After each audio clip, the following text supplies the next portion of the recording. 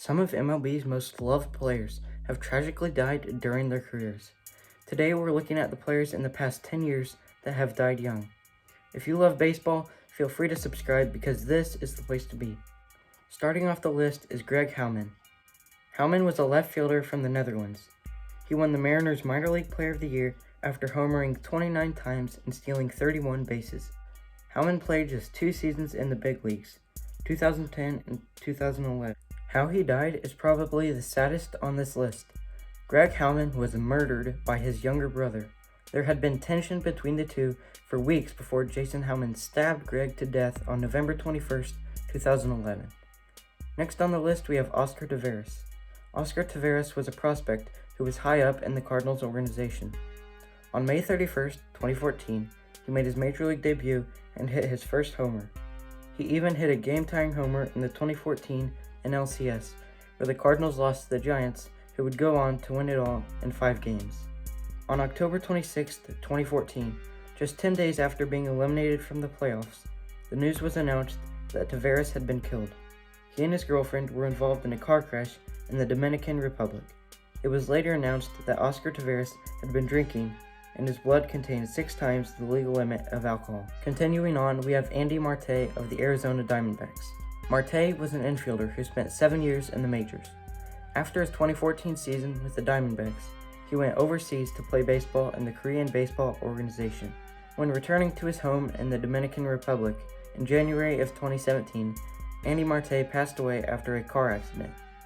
He was 33 years old and left behind 4 children. Moving on to the next player, Tommy Hanson.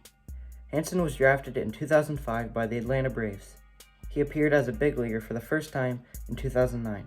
He played in the minors for the White Sox in 2014 and 2015 for the Giants. On November 8, 2015, shortly after the end of the season, Hanson was found lying in his bed unresponsive. His death was announced as a catastrophic organ failure. It was later announced that the autopsy revealed delayed complications from banned substance and alcohol toxicity. The next player on this list is Jose Fernandez. Jose Fernandez had the most promising start to a career that anyone could ask for. He won NL Rookie of the Year in 2013 after posting a subpar 2.19 ERA and finishing with 12 wins. He also finished 3rd place in Cy Young voting that season. In each of Fernandez's 4 MLB seasons, he threw with an ERA of less than 3. Early on a Sunday morning in September of 2016, Fernandez and 2 of his friends were out boating. His boat was going full speed when it hit some rocks and flipped over. Just like Tommy Hanson, it was later revealed that Jose Fernandez had a banned substance and alcohol in his bloodstream. The next player is Yordano Ventura. Ventura's first full season in the majors came in 2014 as he racked up 14 wins with a 3.2 ERA. That season, he helped the Royals make it all the way to the NL pennant before getting knocked out of the playoffs.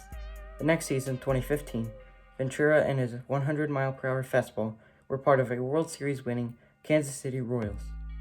In the offseason after the 2016 season, Yordano Ventura was killed in a car accident and was reportedly not wearing a seatbelt. At first, there were allegations that Ventura was robbed, assaulted, and left to die, but after an investigation, that was proved to be completely false. The next player on this list is Valbuena. This infielder spent 11 years in the majors. He had 3 20-plus homer seasons as he spent time playing with the Mariners, Cubs, Astros, Indians, and Angels.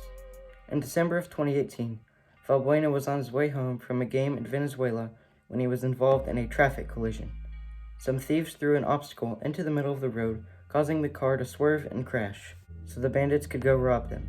Valbuena did not survive the crash, and neither did former MLB player Jose Castillo, who was also in the car. Last but not least, we have Skaggs, who is the most recent death at the time this video was made. Skaggs was drafted in 2009 and made his first Major League appearance in 2012. He was a right-handed pitcher who spent time with the Angels and Diamondbacks. On July 1st, 2019, Skaggs was found dead in his hotel room. His autopsy revealed that he had overdosed on painkillers. I know this video was sad, but if you like baseball, subscribe because this is the place to be. Thanks for watching.